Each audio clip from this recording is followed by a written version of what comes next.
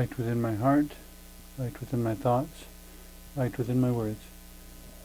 May one and all and everything, blessed and loved, ever be. Welcome. I am Sister Who. Today I just wanted to offer a few thoughts about, what I refer to as prayer, but for me prayer is a very general sort of heading. Spirituality ultimately is about relating to that which is greater than ourselves. For some people this is a personified deity of a particular name. For some it may simply be the universe, maybe spirit, or something, maybe divine mystery, maybe some foreign word or a word from a different language that refers to the divine with something kind of like a name, but it's a name that essentially translates as a sort of all that is, or mystery, or something like that. Prayer to me is simply the actions, the dynamic, the way of relating between the two. For some people it may take the form of specific repetitious words. For some people it may be no words at all. It may be a picture in their mind.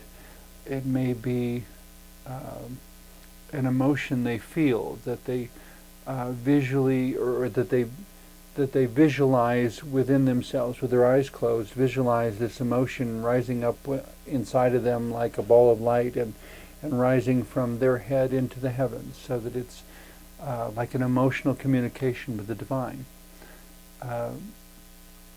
For someone who maybe has a more atheistic belief system, or one that doesn't involve a particular deity, it might be a point of awareness, or an acceptance of things being what they are, or looking at a Hubble telescope picture and just being present with that feeling of awe, of just not rushing on to the next thought, but simply staying focused on the picture and allowing your whole being to feel this kind of wow.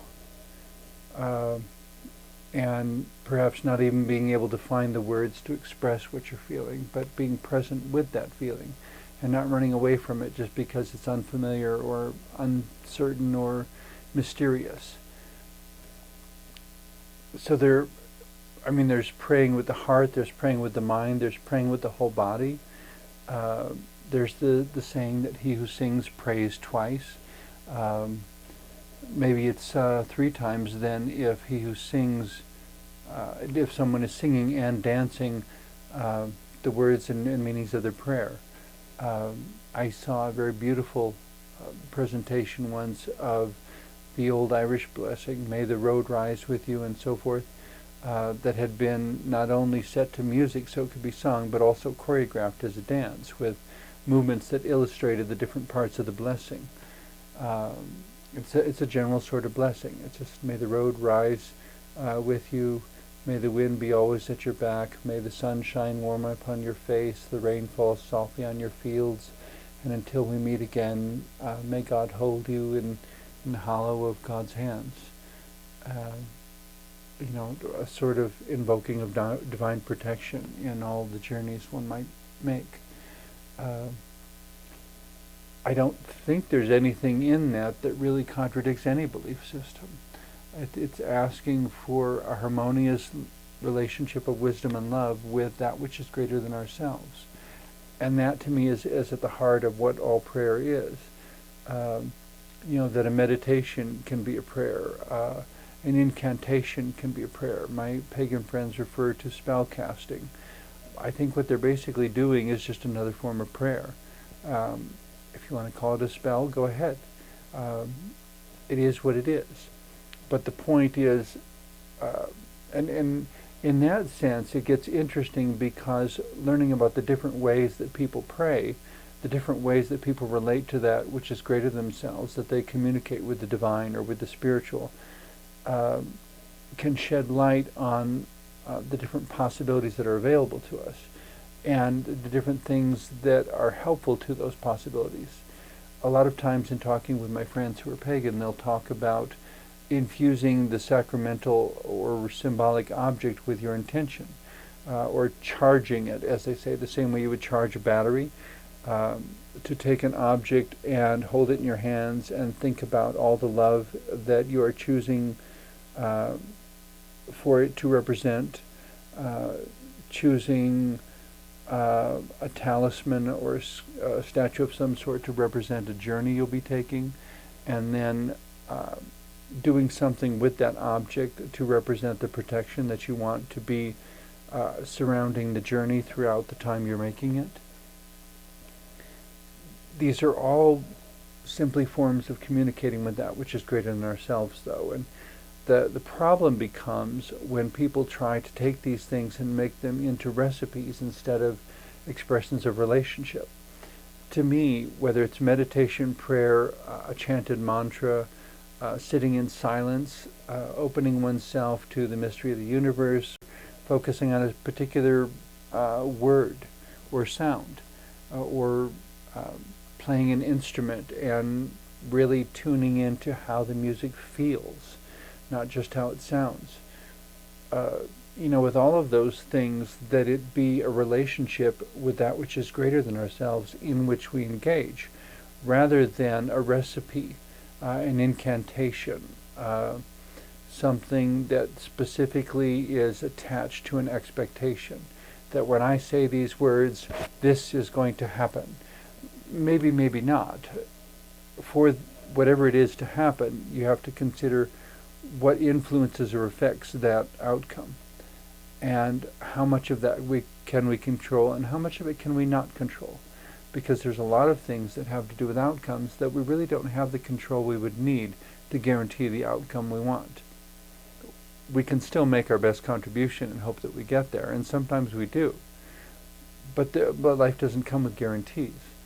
And there's probably a bit of wisdom in that as well. That if it did come with guarantees, there's a chance that we wouldn't take our prayers as seriously as we should, in order to maintain our relationship of wisdom and love with that which is greater than ourselves. I suppose if we didn't have to work for it, if we didn't have to go through all those rigors, if we could just follow the steps and ta-da, we get what we want, like put a quarter in the machine and the candy comes out. If recipes worked, it seems to me that could also lead to a certain mental, emotional laziness, that we really wouldn't be paying attention to the spiritual entity with whom we're collaborating, that it would be simply a matter of following the rules and expecting that nothing more would be required. The example that jumps to mind is a parent raising a child and saying, for example, be home by 9 o'clock. And the child comes home at 9 o'clock but is all grumpy about being ordered home. I really wanted to stay out till 9:30. And so, and consequently, all this grumbling goes on to where the parent begins to feel like, well, if you can't do it and agree with me that I'm making the right choice here, maybe we need to renegotiate or something.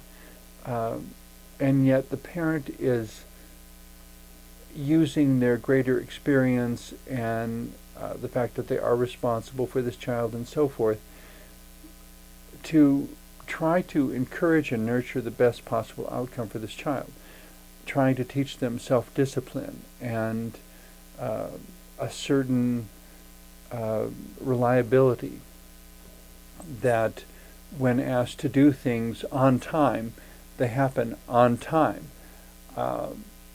And to find ways of doing that and understand that it's a relationship that is intended to be mutually nurturing. And because it's intended to be mutually nurturing, to find ways of being grateful. And if there are ways that the relationship isn't working, to bring those up for constructive dialogue and not to wait for the other person to guess that there's a problem. The child who comes home and griping and complaining about coming home, being told to be home by 9 o'clock, and hopefully the parent having the time or the interest, the ability to say, wait a minute, why are you upset about this? Do you think what I asked was unreasonable? Do you think there should be something else? Is there something else that happened in your day that has nothing to do with this, but because you couldn't answer that situation, you're projecting your discontent onto this situation? That happens a lot, where people are angry at us, but they're not really angry at us. They're angry at that person they talked with half an hour ago. They just haven't found a way to adjust or cope with the fact that that happened, and they're still stuck in that moment half an hour later, replaying this over and over and over in their mind. And somebody needs to give them the freedom to say, take a time out, deal with it however you need to, and once you're ready to move on, come back and we'll collaborate on what we're doing here and now, rather than dealing with the person who is emotionally stuck 30 minutes in the past. When we engage in this kind of relationship with the divine, with, for me, divine mystery, there may be perceptions or experiences that suggest gender, orientation, race, whatever. I don't know that that's anything to necessarily be upset about, but to me it has a lot more to do with how the divine chooses to reveal itself. The way the divine reveals itself to me may not be effective for you. What should concern me is that you have your own empowering experience of relating to the divine. Whether that's male, female, spirit, none of the above, or whatever. That you have a nurturing, empowering experience of relating to that which is greater than yourself, so that it gives you some place to keep growing and new things to discover and new ways to expand who and what you are. The philosopher Socrates, I believe it was, made the comment that the unexamined life is not worth living. I think that's a general theme that you'll find within almost every religion and philosophical belief system, that there are moments when we need to look in the mirror, and noticing how we talk to the divine is yet one more way of looking in the mirror and seeing where we're really at.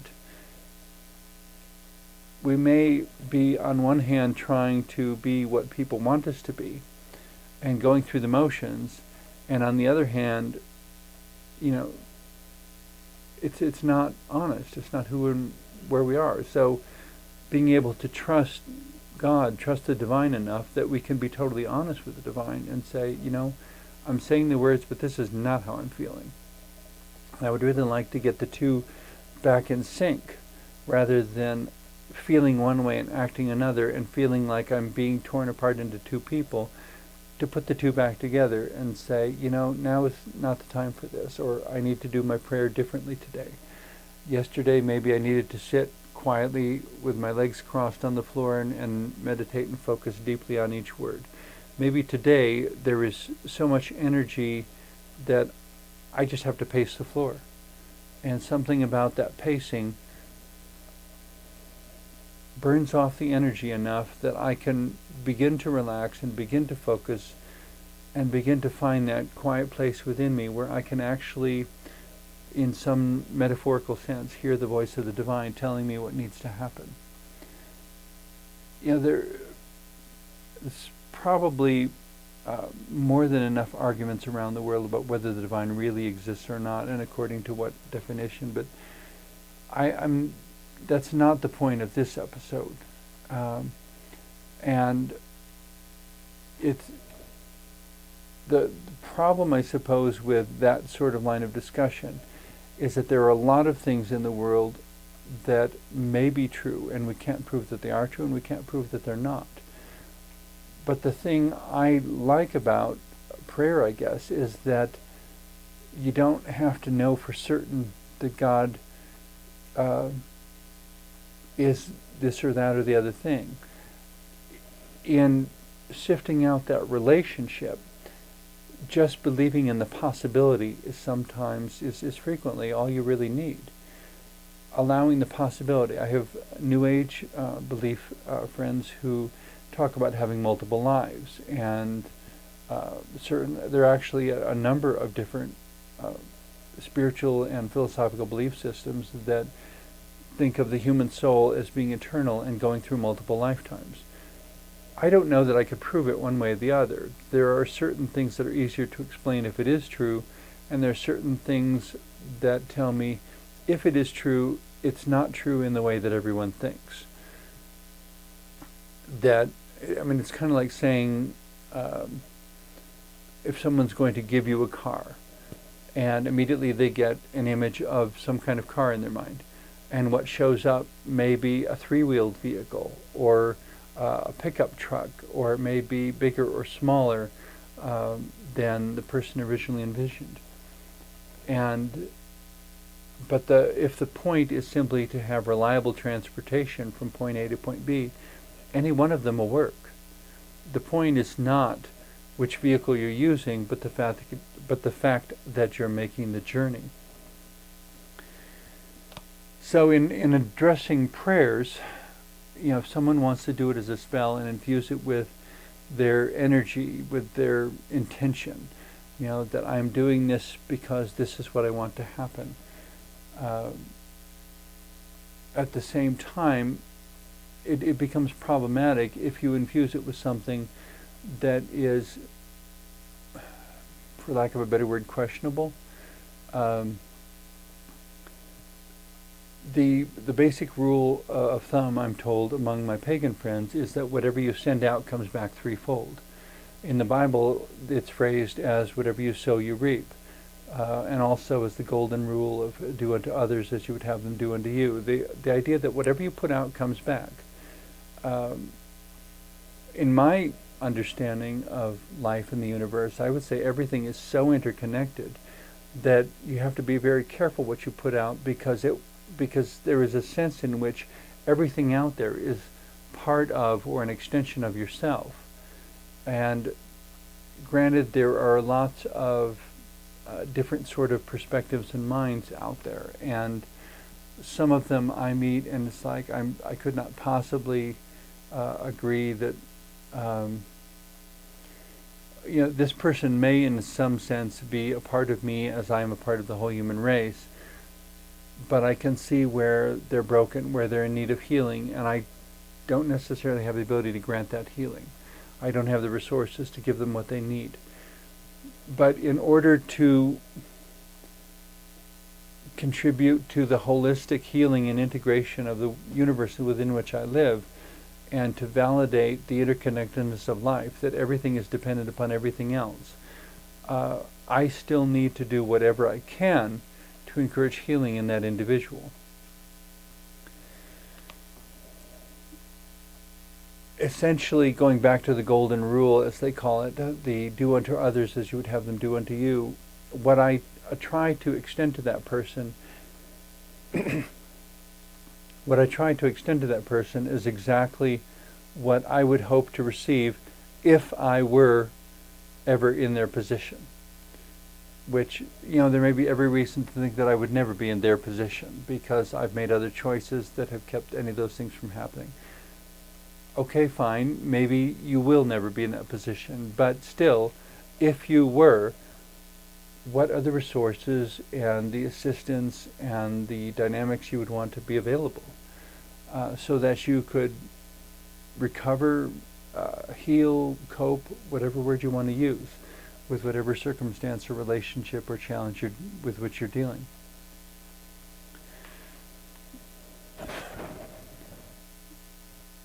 But this is, again, where this brings us back to the basic distinction mentioned earlier, that it's not a recipe, it's a relationship. It's not a formula, it's not a superstition. I'm reminded of the time I was in a Christian bookstore in Kansas, and there were business cards on the counter next to the cashier. 99 cents for one of these printed cards or whatever.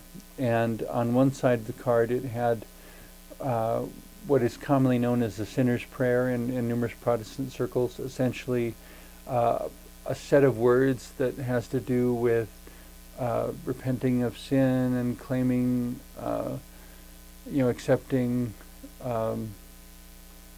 the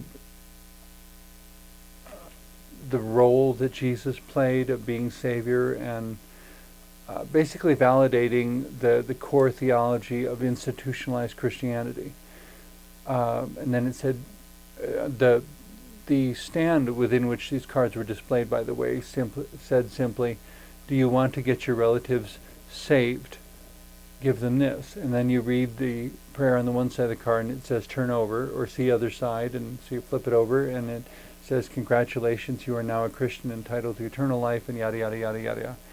And I describe myself as a Christian in the sense of one who aspires to be Christ-like, not necessarily in the sense of one who adheres to the tenets of any example of institutionalized Christianity.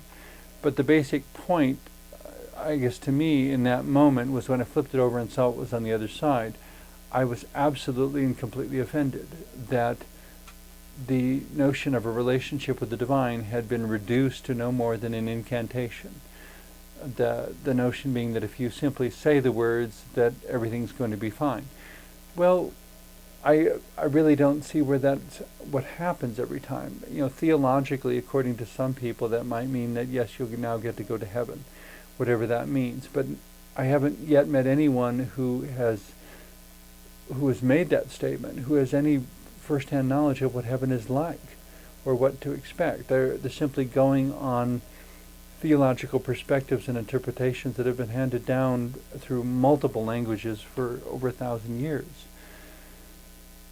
The problem with all those interpretations, especially if you know the limits of language in general, is that it becomes almost impossible to make any legitimate claim of accuracy.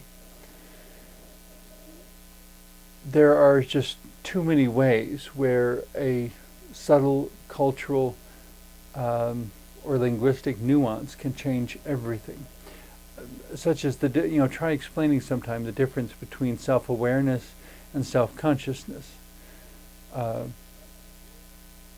To someone who did not grow up with English, because the meanings of the two words are almost identical in terms of the dictionary, and yet one has a specifically positive connotation and the other specifically negative connotation.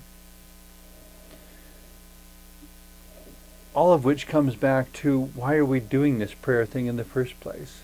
Is it just so we can cope with adversity here on earth? I think personally that it has a lot more to do with the growth of your soul. That ultimately everything in this life is not about whether you have the luck to be born into a wealthy family of a particular race, but rather whatever happens, how much you learn by it. That whether you're rich or poor, black and white, male or female, gay or straight, whatever categorical label you want to use for reference purposes, that for all of these, it's about a relationship. It's about an ongoing day-to-day relationship. It's about communication. It's about life finding its form one day at a time. It's about recognizing everything that has been included, for all essential purposes, was supposed to be included.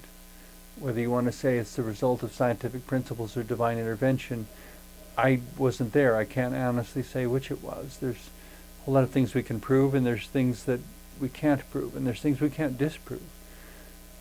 But to allow the possibility that when we least expect it, things really do sometimes magically go absolutely right, in defiance of all probability and statistics. Probability and statistics may say that there's a 75% chance that someone is going to die of cancer in the next 6 months, and lo and behold, they're still alive 10 years later. Well, what happened? Did somebody lie? Well, they were making a projection. They probably did so with the most sincerity they could, but there's more to each moment than that. And just as there is a part of ourselves that is spiritual and emotional and psychological and way more than physical, there is something spiritual, I believe, that when we least expect it, seems to make a difference. That as often as things can go completely wrong, and there are days when I swear that Murphy's Law is working on steroids, because there are so many things going wrong that it just seems like Murphy's Law, the notion that anything that can go wrong will, and at the worst possible time. Sometimes that's what seems to be happening. It seems to sometimes happen less if I understand more of what's going on. But sometimes even understanding everything that's going on doesn't change the difficult outcome that I'm going to have to integrate within that moment.